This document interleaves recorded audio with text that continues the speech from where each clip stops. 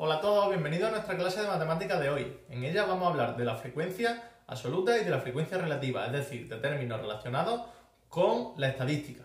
¿Vale? Para ello vamos a ver dos aspectos que nos sirven para contabilizar los datos estadísticos. Por un lado vamos a ver las tablas de frecuencia y por otro lado vamos a ver el gráfico de barras. Para ello vamos a usar unos datos que ya estuvimos trabajando cuando vimos los porcentajes para que veáis que todo esto está relacionado. Vamos a ver unos datos que hicimos de unos ejercicios de las canciones publicadas por Rosalía en los últimos años. ¿Vale? Tenemos que en 2017 publicó 13 canciones, en 2018 también 13, en 2019 publicó 8 canciones y en 2020 publicó una canción. Estos datos, estos números son frecuencias absolutas. ¿Qué quiere decir frecuencia absoluta? Es el número de ejemplos concretos que tenemos de un dato concreto. ¿Vale? Es decir, ¿qué fueron? 13 canciones en 2017. Pues la frecuencia absoluta de canciones que ocurrieron en 2017 son 13. En 2018 13, en 2019 fueron 8 y en 2020 1. El número exacto, el número como tal, es lo que llamamos frecuencia absoluta. Sin embargo, existe otro factor, que es la frecuencia relativa, que tiene que ver con los datos de porcentaje. ¿Vale? En este caso vemos que la frecuencia relativa de canciones que publicó en 2017 es 0,37 o el 37%.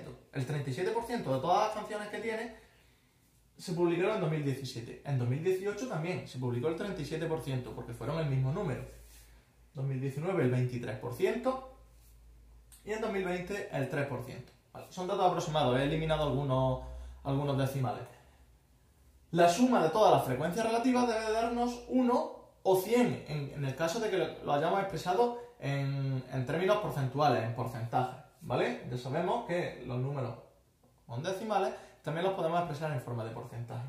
Por eso es lo que nos referimos a frecuencia relativa, es decir, qué parte del total, ¿vale? Contando el total como la unidad o como 100, en caso de hacerlo en porcentaje, se ha publicado, o en este caso que son canciones publicadas en cada año, ¿vale? Espero que haya quedado más o menos claro. Otra forma de representar las estadísticas, que lo habréis visto seguramente muchas veces en la tele, es con gráficos, con diagramas de barras. Hay muchas formas también de representar por gráficos de sectores, por gráficos de líneas, muchas formas. Nosotros nos vamos a centrar en el gráfico de barras. ¿En qué consiste el gráfico de barras? En el eje X, que ya conocemos esto, en el eje de abajo, colocamos los datos que queremos, ¿vale? Sobre los que hemos hecho la estadística, los valores sobre los que hemos hecho la estadística, en este caso son el número de años. O sea, en 2017, 2018, 2019, 2020. Y en el eje Y, es decir, en el eje vertical, colocamos los números, los valores que hacen referencia a estos datos. ¿Vale? En este caso hemos colocado una escala del 1 al 13, porque son los números que vamos a usar. Podríamos haber hecho una escala hasta el 50, si hubiésemos querido, de 5 en 5, o no tiene por qué ser todos los números de forma unitaria, ni tienen por qué aparecer todos los números. En función de los valores que tengamos, el eje Y será diferente.